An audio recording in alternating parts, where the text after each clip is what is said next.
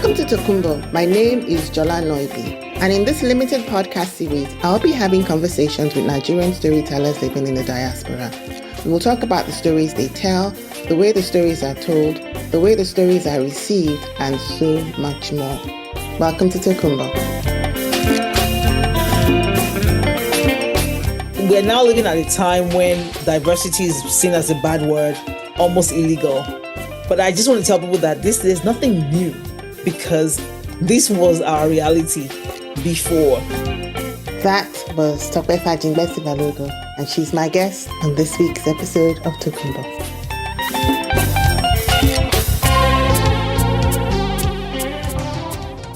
Welcome to the podcast, Tope Fajingbesi Balogun. It's a pleasure and an honor to have you. So you are an accountant, writer, farmer writer, and I want to join the echo of voices congratulating you on the publication of your recent book, A Mile in My Shoes, Nurah's Diary.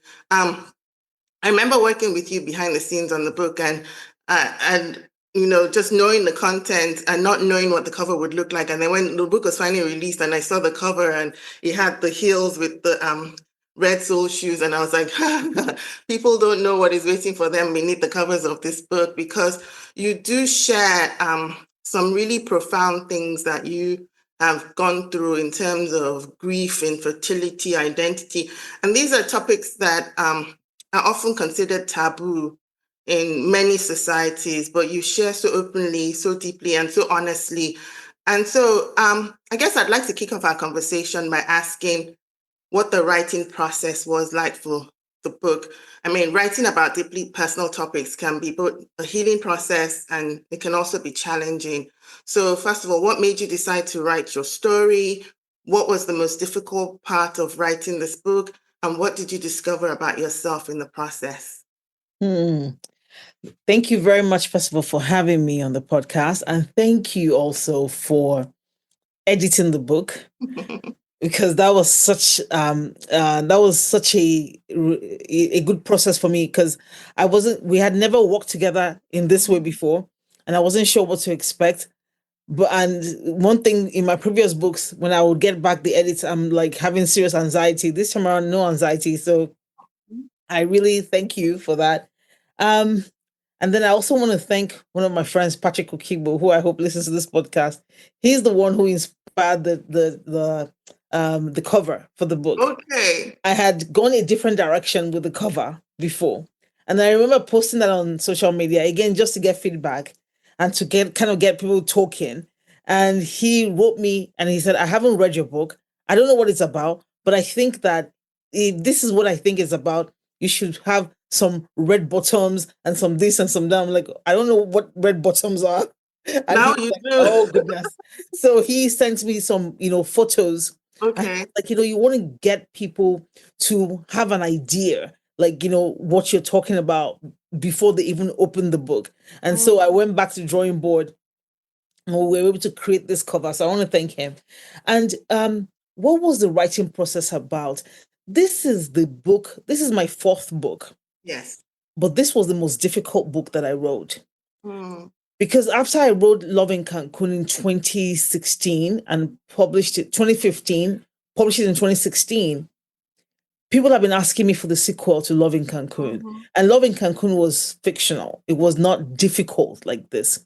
And I remember going to different places to write, because I always travel to write. Going to different places. I went to Bermuda. I went to Aruba. I went everywhere, and I would write and I would come back with the manuscript and I would discard it. So I must have written like 7 manuscripts, and I kept thinking, no, this is not the story I want to write. But when my mom passed away in January 2023, I realized, no, this is the story I want to write. I want to write a love letter to my mom. I want to write about me becoming a mom. I want to write about all of the frustrations. I want to write about motherhood and the different ways that can really tear and tug at your heart that, we go through, but we don't talk about. And so I started to, just write down my thoughts and just keep a journal and just recollect some of the challenges that I'd been through regarding loss. And so I finished writing it. And then last year, and I didn't do anything with it, I just kept it. And then last year, 2024, I went to Nigeria to do an IVF, the IVF that resulted in this baby. And then after the IVF, I decided to take some time at a resort in Lagos. Okay. And the only thing I took were the notes, my notes from this book. And I started to read it. And I have never read a book that I wrote until this one. Okay. Wow. No, I write it and I let it go. This was the first time I was actually reading something that I wrote. And I was like, no, there's no way on earth I'm going to let anybody see this book. Just no way. So when I left the resort, I sent the book to my assistant and I said, can you read this and tell me what you think? And she came back. She was like, you have to share this with the world. I was like, no, I do not have to share it with the world. It's too raw. And she was encouraging me to share it. I gave it to somebody else to read and they were like, what? You have to share it. And I'm thinking, okay, maybe I'll share it. Maybe I'll share it. And then I gave it to you. And then you were also like, you have to share this. And I was like, okay, maybe I should share this. At this point, I'd forgotten everything that was in the book, by the way. And then, the IVF resulted in pregnancy and I started having, journeying through that, the pregnancy. And then I realized that, oh, I do have to share this because I'm going to have to write about the pregnancy itself. And people need to understand the things that came before the pregnancy and the challenges that I had at that time to be able to understand, that level of obstacle that the pregnancy itself became. So that was, the process. And I think, what did I learn about myself in the whole process? I think what I learned about myself is the way I deal with grief and the way I deal with difficult things. In the past, if you asked me, how do you deal with grief? I say, oh, I write, I pray, I take time. No, I realized that the way I deal with grief is that I avoid. I didn't know this was, this was who I was. I would never have said to myself that I avoid the emotion, but I really do. Because when I was writing this book and I was talking about some of the losses that I had previously, I realized that I couldn't even remember the specifics because when it happened, I would just block it off. Happen, block it off. And so relieving all of that was quite a difficult experience. I'm sure it was, and I'm listening to you, and also I'm also relieving the process of editing the book when I did, because I remember I would read edit portions, and then I have to go for a long walk, and one of the things that stays with me in reading the book was the twin themes of vulnerability and resilience, and it's not things that you easily combine together, because when anyone thinks about vulnerability, they're thinking about weak people and weakness, and then when you think about resilience, you're thinking about strength and all that. But I'm glad that you shared that the grieving process for you was different, because grief is different for everyone. People who study these things always say that there are different stages of grief. And there was something I read years ago, because I've also had to deal with losses of significant people in my life, and it was a very calming thing to read. They say grief is the price that you pay for love, and I added to that, so the deeper you love, the deeper your grief. And so, but one of the things that you highlight in the book is your desire to create a bridge between the United States, where you live and have lived for many years, and Nigeria, where we're both from. And I know, as a storyteller myself, that storytelling is a powerful tool for connection. And and reading those lines in your book, I was wondering, what role do you think your storytelling will play in fostering a dialogue between Nigerian and American audiences? Wow, you've asked me a very deep question there. Very, very Make deep. things simple. Very, very deep question. So, I had actually, again, this is me learning about myself as an avoider. When something becomes too difficult, I avoid it. But I remember last year or 2 years ago, somebody on my Facebook page told me, oh my goodness, I don't know what I did.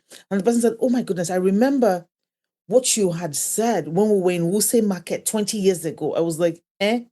Wholesale market in Abuja 20 years ago. What did I say? And I went into her DM, like, what did I say? And she was like, oh, you said you wanted to, do big things, create a bridge between America and Nigeria. I was like, oh, really? I said so. And the more I tried to, think about what this bridge was, the more I just avoided the difficulty. But when I sat down and I was writing the book, I realized that, we don't give ourselves credit for things that we're already doing. And I realized that I'm doing it already. I'm doing it. When I have events in Nigeria or I have events in the US, I'm mixing audiences. There is almost equal number of people. If the event is in Nigeria, there are people online in America who are, tuned in. I have a community of women called Shio. Shio is made up of women in the diaspora and women on the motherland. And when we vacation together in the fall, we're all coming together. So I feel like this bridge is already happening. Because it doesn't look like the Bay Bridge, it doesn't look like, what George Washington Bridge in New York. I'm thinking I haven't built it. But I'm realizing that Lagos. But I'm realizing that just by being me, I'm already building this bridge. People would see my friend. I referenced my friend who inspired the cover. He always tells me that he will be in an airport, some random part of the world, and people will say, "Are you not Tope Fajingbesi's friend?" And this happens to a couple of my friends. They'll be in meetings and say, "Are you not Tope Fajingbesi's friend?" I was at lunch with a very accomplished woman about 2 days ago, and we were talking, and I was showing her some photos from my Instagram page, and she was like, "Oh, you know Idris Bello, you know Michael Oluwagbemi." I said, "Oh, these are my guys. We do business together." And again, another bridge was built at that time. So I think just by showing up as who I am, just by showing up, telling my story, I am building this bridge. One last thing I'm going to say about this is that I think this book is further helping me to build the bridge between women who have kids and women who don't but want to have kids. Because, my DMs get full of people who are like, should I be angry? Somebody said this to me. Should I be hurt? Somebody said this to me. Okay, maybe can you help me think about it this way? I'm thinking about surrogacy. I'm thinking about adoption. I'm thinking about XYZ. And, we're already building that community because this is such a tough topic. Yeah, it is. It is. It is. And it's one that, when you think about infertility, is often shrouded in silence, particularly in African communities where motherhood is seen as central to a woman's identity. And I wonder, how do you hope your book will reshape conversations around infertility in communities? And I'm thinking Nigerian communities, communities in the diaspora. How do you think it will give people a different lens through which to look at it from?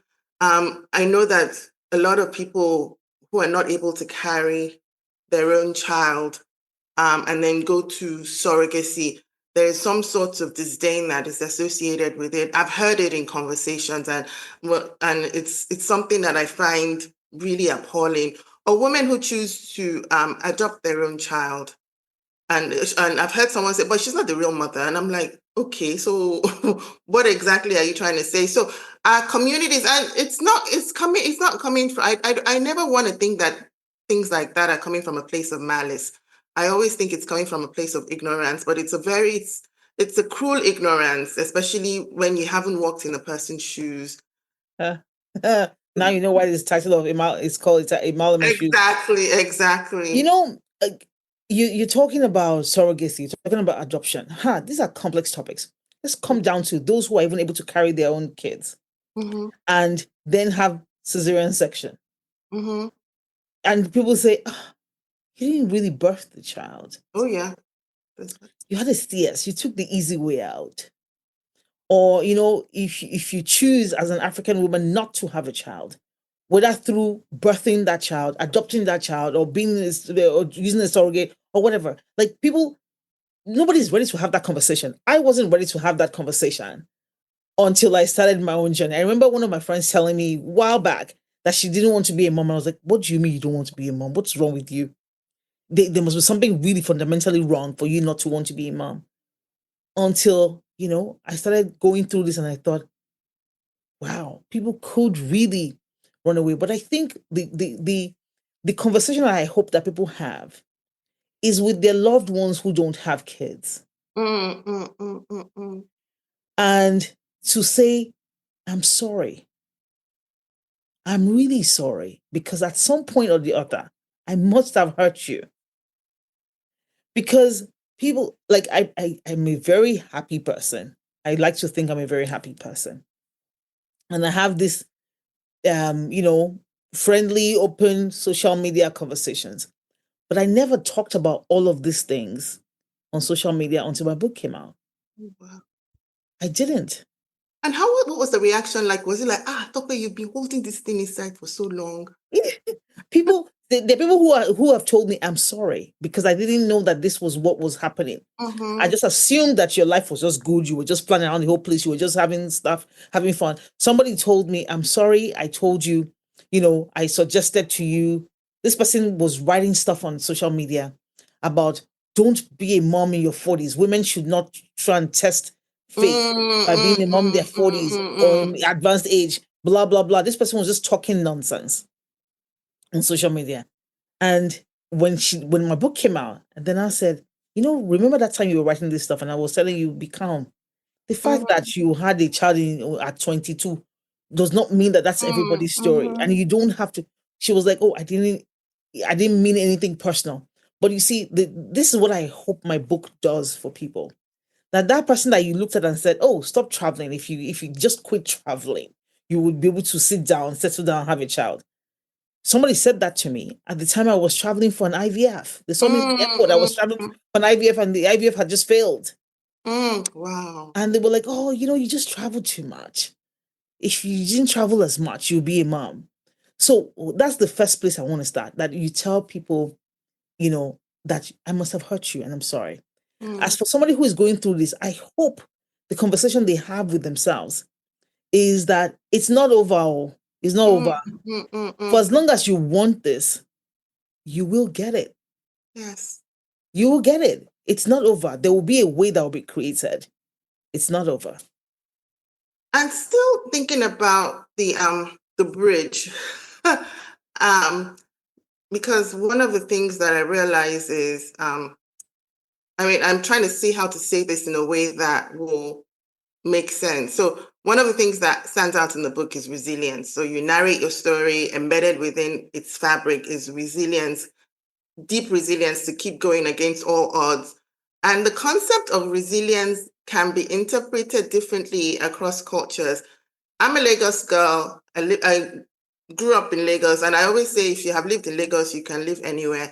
And I think the Lagos experience, it births something in you, some sort of resilience that makes it more difficult for you to give up when you're confronted with certain challenging situations. I don't know if this is something you can relate to, but how do you think Nigerian and American readers, or readers from a different culture, might define or experience the resilience that is embedded in the book in their own way? And then what message you hope they take from your journey? So, you know, there were a couple. When I announced that I had a baby, and this book came, I released the book, I think 14 weeks after the baby came. Okay. Well, before the book even came at all, when I announced that I had a baby, there were so many messages that I got. I got tons of messages on social media, thousands of messages. And I have tried, I'm not done listening and watching and reading and doing stuff. But at some point, I started to think very deeply about some of the messages I got. One message that really hit me was this person said, I'm not looking for a child. I'm not. But there's something else I'm looking for. The person said what it was. There's something else I'm looking for. And now I believe strongly is about to happen to me and happen for me. Because if you could get knocked down all this many times and you kept getting back up, I have no reason to stay down. Wow. Another person forwarded me a voice note from her sister. Her sister lives in Nigeria. This person lives in the West. And her sister screamed in the voice note and said, I don't know this lady, Tope Fajingbesi. I don't know her. but I know she's online somewhere. And I just heard that she had a baby. And the way I'm screaming right now is the way I'm going to scream when you have your own baby. Apparently, the person who sent this note to me is also struggling with infertility. Wow. And has been struggling for many years. A A mom wrote to me on social media after, reading the book. She's not going through infertility. She's a mom. Her daughter is. Wow. And she wrote to me, and she wrote me a very deeply personal note. So again, this for me is the reason why I said the bridge is being built already. People are looking at this and they're applying to other aspects of their life, and they're thinking, you're telling us that something is possible. It's not over. It's possible. Whether it's be looking for love, looking for work, looking for money, looking for a child, looking for something, because we're always going to be looking for something. Yes. So this is just a message to keep going. Thank you. And I like what you said about we're always looking for something. Even after you find nothing you're looking for, then there'll be something else and that's why in Yoruba we say aye loja orun nile. It's not until you are home with your Heavenly Father that you'll be at peace. There's always going to be some restlessness that accompanies your existence, your journey through life. And so looking beyond this book, do you see yourself continuing to use storytelling as a means of bridging the Nigerian and American stories, the narratives? And if I assume the answer is yes. But are there any particular themes you would like to explore in the future when it comes to? So, one thing that I think I also learned about myself in this process is that the way I talked about being an avoider of emotions, but I realized that if you're going through pain and you just say, I'm just simply going to avoid, I'm simply going to ignore, it's not going to work, because that pain is going to stare you in the face. And my only tool for avoiding, dealing with pain is to give back. To mirror exactly what I'm going through and what I would like to see in somebody else's life. Let me give you an example. So when I came to the US in 2002, a couple of months after I got here, me and some friends and some co-workers in Nigeria, we started a foundation called United for Kids Foundation. It's still a thing now. So when I had this baby, and she came super early, and she was very tiny, and she had a lot of, hill to climb, a huge mountain to climb, to be able to come home. To give you context, she came home after 134 days in NICU. Wow. 134 days, 2 NICUs, cardiac ICU, and another heart and kidney unit. Wow. When I was going through all of this, what did I do? I said, what if I was a mom in Nigeria and I didn't have money and I didn't have means? Where would I go? And I told my team in Nigeria, the United for Kids team, I said, go and check this NICU and that NICU and tell us what they don't have. Wow. And they came with a list of what they did not have. And if you're my friend on social media, I was doing this massive NICU fundraising, and we oversubscribed by 25%. And we were able to give supplies to this NICU. What was I? I was avoiding me being assaulted in my brain in the NICU here. By looking at the mother who was in the NICU in Nigeria. Again, this is us building bridges. That is amazing. And because this was such a personal thing to me, it was easy for me to call up people. I haven't seen your name on the donors list. I haven't seen your name. How much are you going to give us? And we eventually raised a ton of money and we're able to make a difference.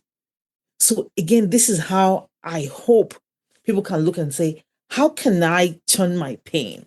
What is paining me right now into purpose? I didn't need an isolate. I didn't need a baby monitor. I didn't need a CPAP machine. This is America. Everything is here. However, there were mothers who stopped eating in the NICU in Nigeria. Goodness. Because they couldn't pay 45,000 naira. There were fathers who ran away in the NICU in Nigeria because they were just overwhelmed. There were hospitals. There was a hospital that didn't have a baby weighing scale. If you've ever had a child in the NICU, your child's medications are based on their weight. So they're taking consistent weight to do the formulation of the medicine.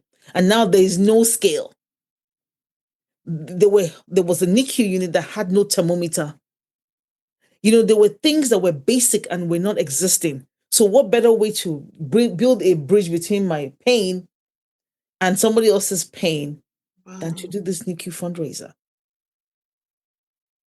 And that is so admirable. I can imagine how comforting it would have been for you to know that you are, even with the miles that separated you and these mothers, you were able to provide that sort of assistance to them. Definitely. I mean, is this something that's still ongoing that you would like listeners to help, contribute to? And please give a shout out to whatever it is so that more people can provide this much needed assistance. Yes.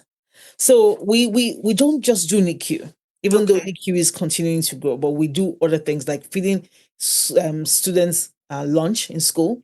Okay. Like giving school bags and school books. Like every month, every third Saturday of the month, we're in a children's ward in Nigeria, paying bills for people who cannot pay bills, buying medication for those who can't, just giving care packs to the mothers who have babies on admission. So this is always, always, always ongoing. And this is through the United for Kids Foundation. Yes. What's the website? U4kids.org. That's U, the letter U, the number 4, then kidsplural.org. U4kids. Thank you. We're taking the conversation in a different direction. So you are a farm owner. Yes. And farming is not a conventional or common path for many Nigerians who choose to live in the diaspora. And in Nurah's diary, you share your journey to start farming. We're not going to go into too much detail to give any spoilers because I would like my listeners to read your book.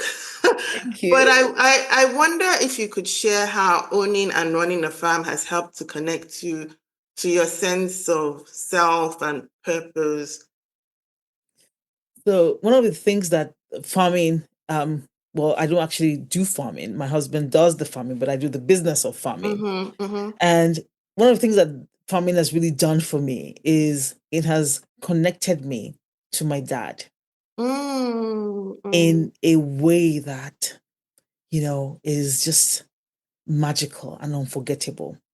So if you read the book, you realize that at the beginning of the book, I pay tribute to my daughter who was not born at the time, to the daughter that I lost, to my mom, and all of these powerful women and girls. I wanted to just interject and say that your dad has ended his journey through life, and he's one of the people that you continue to grieve for. Just making sure that people know that. Yes. So, but at the end of the book, there is a special tribute to my dad now. And that's because I wrote the Audacity to Sow chapter. And I realized that there is not a way in the world I can talk about me and agriculture without thinking about my dad. Wow. And the influence that this man had. My dad was an engineer, but he was also a farm owner. Okay. Wow. And, he was just passionate about agriculture, and agriculture connected him to his community.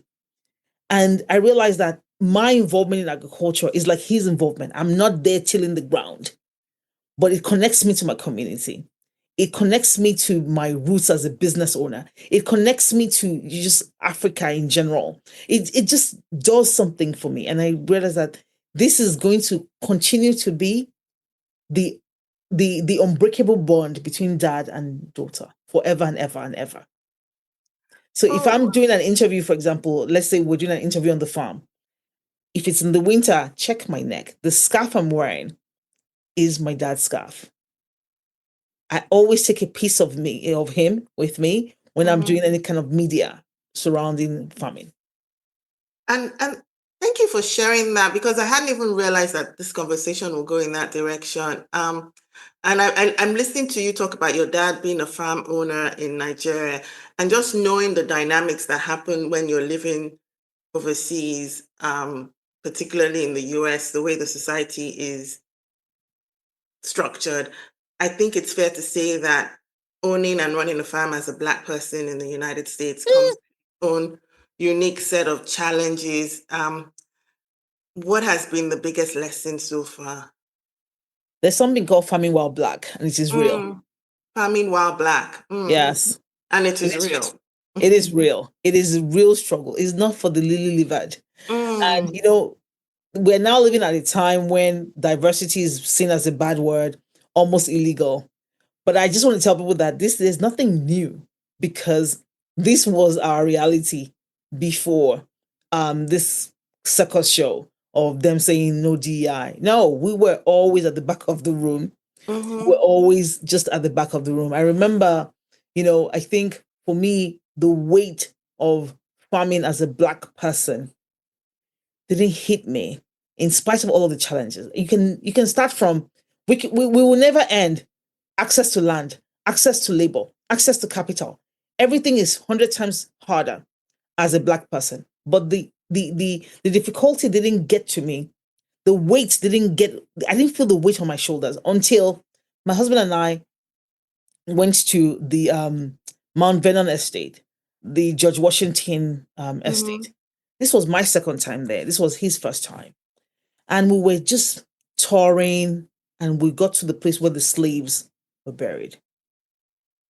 This should be a place of reverence, because these are the people who, if they wanted to plant something that they liked, they had to hide the seeds in their hair.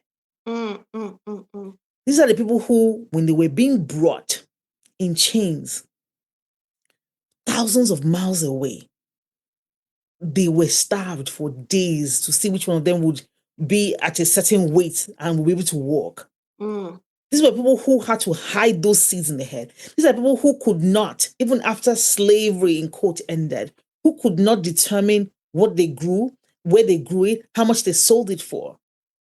And I said to myself, I am the answer to their prayers. I'm the one who they dreamed would exist. It's me.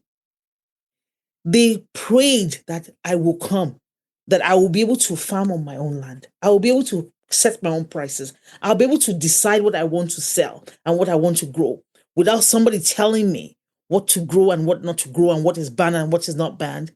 I am the answer to their prayers. I could feel, and constantly I can feel the weight of those ancestors on my shoulders. So farming as a Black person in the US is not about the economics. The economics are tough. Period. They're very tough. Discrimination is real. There are people who see us in DC every week and they don't see us. And they say, how long have you been in this market? I'm like, 4 years. Like, 4 years? I've never seen you. Well, because you don't see me. Those things are real. But what is more real is the fact that a lot of African Americans will not go into farming. Why? Because they're reminders of slavery in farming more than in any profession. Yeah, that is true. That is probably and so, but I like people to see it from a different lens, that you farm now and you call the shots. That is the prayer that the ancestors made when they were being beaten. And on that note, and that's very deep, profound, can you share any moments of joy or success that have reaffirmed your decision to go into farming? I'm thinking of one big one now, but I don't want it to come from my mouth. Really? Really? The only thing, honestly, there have been many joys and many successes, but let me tell you, the one that gives me the most joy was when we were being showed on TV in Nigeria. In Nigeria. Okay. On a loop. Like, it was insane. People were calling us every day. They just showed you on Nigerian Television Authority. They just showed you on TV. Aww. And for me, that just made me feel happy that, oh, these are my people. This is my home. And somebody from Nigeria can then come to America and decide, you know what? The path to their American dream is through agriculture. Yes. And I feel good because I feel like we've showed that it's possible. Do you know any other Nigerians in this country who are who own farms like you and your husband? Because you're the only ones I know. So I know somebody who contacted me on social media who owns, I believe, is it goat or sheep farm Okay. in Dallas, I believe. Okay. Yeah. Okay. All right. I mean, that's good to know. And anyone listening to this who knows, please let us know, because it will be a nice little directory to have. Yes. So farming requires patience, resilience, like you said, a deep connection to the land. Do you see any parallels between the farming that you do and the way you approach your writing and storytelling? So I think farming is very intentional. Mm-hmm. And people look at farming and they think, oh, hard work, hard work. I look at farming the same way I look at writing as intentional. You begin with the end in mind. With the end in mind. And I also think that, it's farming is like a child. You're birthing trust, you're birthing belief, and eventually you're birthing a legacy. I don't know any job as spiritual as farming. And I don't know any job as spiritual as writing. That is true. The spirit, and that's so wise. The spiritual aspect of it, because you're connecting with yourself in a way that you Yes. probably would not be able to in any other profession. And I remember at the beginning of our conversation, I mentioned that you're an accountant, and because I know that, I mean, the accounting, will you be able the numbers? I'm not a numbers person, so I'm just thinking about the pivot from accounting to writing and farming. I mean, the what's it called? The wheels in your brain must be they must have different ways that they I, align. I, I, I like to think that I have undiagnosed ADHD sometimes. I'm like, what is wrong with you? Why are you going from one place to the other? But I realize something, that for me, as long as somebody's been impacted, Mm-hmm. the profession is just the name of the vehicle. We're going somewhere. We're just going somewhere. How we get there, whether it's a Toyota Prius or a Toyota Land Cruiser or a Mercedes GLE, is semantics. But we're going somewhere. And that's the way I see finance. That's the way I see accounting. That's the way I see writing. That's the way I see farming. Where are we going? And for me, where we're going is, okay, why are we here? Why are we here on this earth? People died yesterday. Some people are going to die tomorrow. Some people are dying right now as we speak. Why am I still here? And every morning I try and ask myself that question: what's the assignment that needs to be done? Because if I don't do the assignment, somebody else is going to be assigned that thing, and then it will be my time to go. And since I'm not ready to die, let me be doing the assignment as we're going. And I think, for me, if somebody buys something from you, especially if they come to a farmer's market where it's not like a big grocery store and they buy something from you, they're telling you they trust you. They're not buying collards, they're not buying spinach, they're buying the belief that this person is trustworthy and this person is not going to feed me something that's going to harm me. That is a lot, to do. If somebody reads my book, reads my story, they're not just buying a book. They could buy any author's books. They're buying the belief that they will be inspired, that the investment of their time would yield something in their own lives. Those are big, powerful responsibilities. That is true. One of the things that I really admired about the book, and has the one who edited it, was the way that you showcase and highlight your faith. And faith plays a crucial role in all communities, though often in distinct ways. Do you I'm just thinking about representation, especially for Muslim women. Do you hope your work contributes to changing the narratives about Muslim women, both in the diaspora and also at home? So, I remember one time in my journey in United for Kids Foundation, I had problems with religious people on both sides. So the first problem came from Muslims who told me, oh, why are you doing Christmas parties? We're not Christians. Why are you doing Christmas parties? And I said, okay, it's simple, because um, this is not a Muslim organization. It's an organization that takes care of orphans. Christmas is a major holiday in Nigeria. We're going to make the orphans feel included and feel happy, and that's it. Then I had Christians who said, please don't use my money for Eid party. No. And at first, yes. And at first I struggled. Then I said, when somebody told me that next time, I said, then don't give me your money. Good. Well done. Because I'm going to use any money I get for anything to make an orphan feel happy. Mm-hmm. Now, when thinking about those two stories, you can see how we have two major religions in Nigeria, Christianity and Islam. Yeah. Apart from the traditional religion, you can see how people are in this very scarce mindset when it comes to their religion. Oh, it's my religion, or you're going to hell. And I always say, no, that's not how I see it. I see it as a language. This is language I'm very fluent in. The God I'm corresponding with is also very fluent, can hear me. Who are you to tell me that that's not the language I need to speak? No, you don't get to tell me. The fact that you don't understand that language doesn't mean that you tell me that my language is wrong. The person who created me understands. I understand that language as well. And that's what I try to communicate as a person of faith. That it is important to me that I have unrestricted network with my creator. Unrestricted and unobstructed as well. And if somebody comes to me and tells me that, oh, God said I should tell you, I say, that means God is trying to call me and I'm not picking up. If God has to go and send somebody else to me, that means that there's a problem. I need to hang down my phone and then let God talk to me.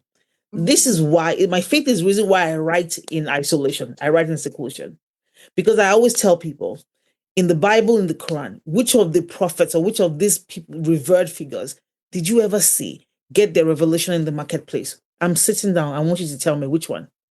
That they were in the market, there was so much noise, and then they got a revelation. No, none. Absolutely none.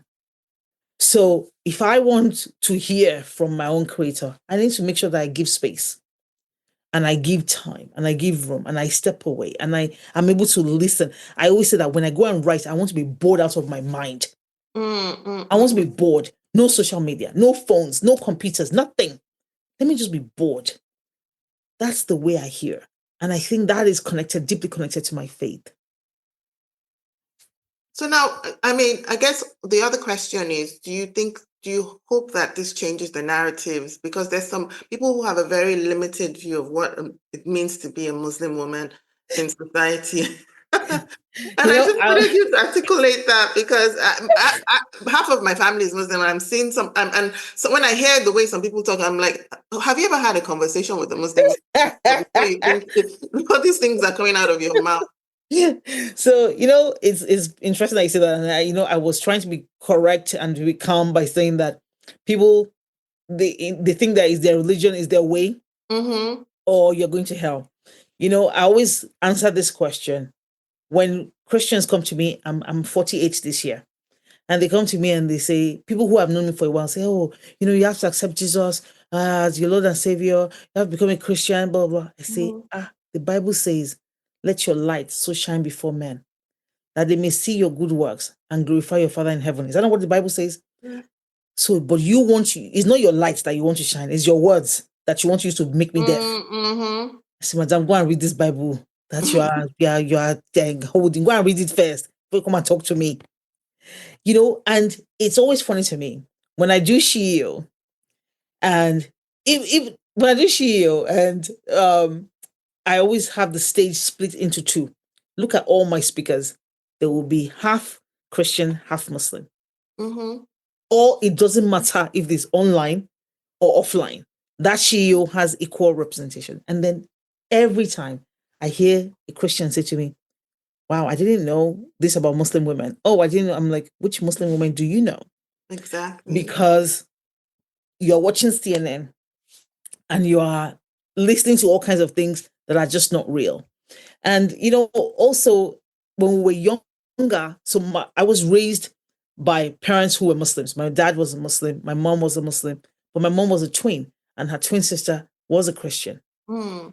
So I I always tell people that if you want to tell me about Christianity, I'm going to check with my auntie. I'm going to check what kind of Christian she is before I decide if I believe your own version or not. And so I always tell people that who in your network do you even know that is of this Muslim religion before you come and tell me this is what Muslims are? Who is there in your network, and how have you taken time to even understand? But people confuse being modern, being educated with being non-Muslim. So when I was in secondary school in Nigeria, they'll say, "Oh my God, you don't look like a Muslim." I'm like, how does a Muslim look?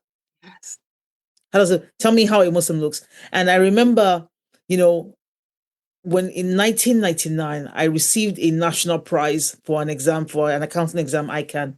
And I was going to the Muslim Center, a venue in Nigeria, to go and get the prize.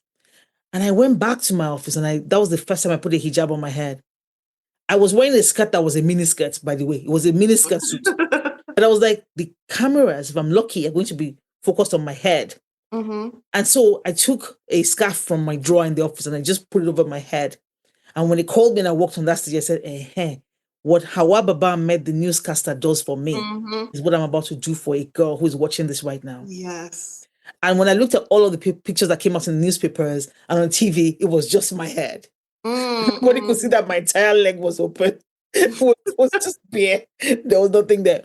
But I say that we, have to just learn, and we have to act like people who are educated, period. And so when people come to me with all of that ignorant stuff, I'm like, you need to go back and go and learn. And then we have a conversation. And then I always tell people too, have you died before? Have you died? Have you died and gone to this heaven that you are telling me that you're shopping around right now? You haven't. So you're guessing that your way is the way I be. Okay, why don't you just die first? So and what you're saying, actually, it connects with me on a different level, because I always think about the way we are in the world and the way we've allowed religion to separate us. And the truth of the matter is we're all going through a journey. And if there's anything that you can do to add light and love to each person's journey, irrespective of where they stand in the religion spectrum, because at the end of the day, none of us is getting out of here alive. No. And that's what I mean when you said, have you died before? Because and so I also think this, I have to say this, I think the media plays into some of the stereotypes, and people absorb the negative part of the media, especially when they're, dealing with things that they don't know or understand. We're coming close to the end of our wonderful conversation together, and I have a couple more questions. But the one I have next is, I'm asking all of my guests this question: what do you miss most about living in Nigeria? So, I'll answer that question in one way, but I'll also say that I don't see myself as somebody who doesn't live in Nigeria. That is I don't. No, I'm always there. This is perhaps during COVID time, I didn't go to Nigeria for about 15 months. During COVID, about 15 months. Is that the longest you've been away from Nigeria? Yes. Since you've been living abroad? Wow, okay. Yes. So I'm in Nigeria like 4 times a year. I'm there. Some people really think I live in Nigeria. But this morning, because I haven't been to Nigeria since February last year, so a year, it's been a year now because of the baby. So I was on a video call with my sister this morning, and she and her husband were fighting over some food. Somebody was eating another person's share, and they were just joking. And I was like, oh my God, I miss you guys. I miss just being in the living room. We're eating suya, fighting over the suya. And then people are listening to news and making me crazy because I don't like listening to news. So what I miss most about Nigeria is just the warmth of family. Just the warmth physically, and the physical warmth, and the, just mental. Yeah. I just love just getting out or hosting visitors at home, just eating food on the, sitting down on the floor, just eating, watching Nollywood, just like, I just miss the warmth of Nigeria. I really do. And nothing beats Nigerian food, because everyone I've asked this question, they have a list, but the food is always part of the story. Food is part of it. Food is always part of the story. So what's next for you, both as a writer and a farmer? Are there any new stories you're eager to tell, or new challenges you're excited to tackle? You shared one about the United for Kids Foundation, but what else should we expect from you? So I think my next book is what you should expect. Because when I was in NICU and one of the social workers asked me, at the beginning of the NICU journey, she said, what anchors you? And I said, my faith. And she said, you're going to need it because this is going to be a tough journey. And I did not know what she meant. But I realized that, it was my faith that anchored me, but that faith was displayed through writing.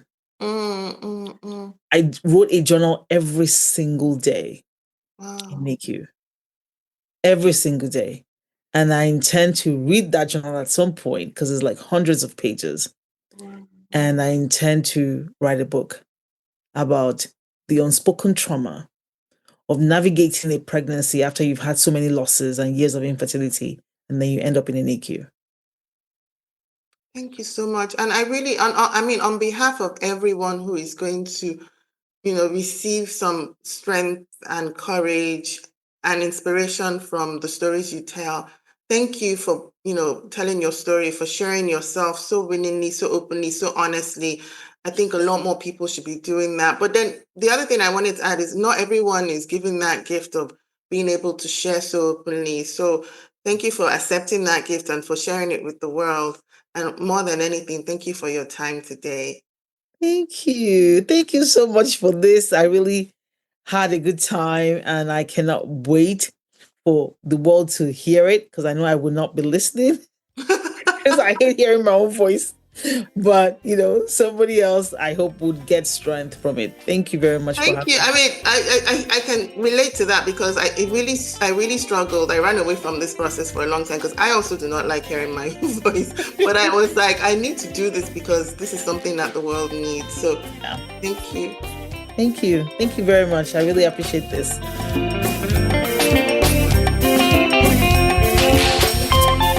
If you know Tope's story, you know that it is an amazing testimony of the power of resilience. Even this conversation that we just had does not even capture it in its entirety. I also have to add one thing though. So we had our conversation, and about a minute and a half into it, Tope was the one who made me realize that I hadn't clicked record. Thankfully, we weren't too far into the conversation where it would have been a disaster. And so we had to start over again, which was also delightful. But I just wanted to give a shout out to Tope and her powers of observation, because that would have been disastrous if I wasn't able to record this powerful conversation. Thank you, Tope, for being you. Thank you also, my listeners, for listening.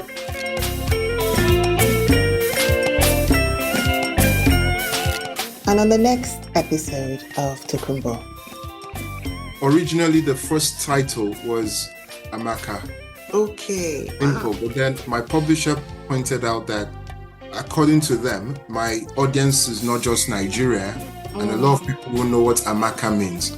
I do regret not, stamping my foot on the ground and throwing a EC that's because I wish that was the title of the first book.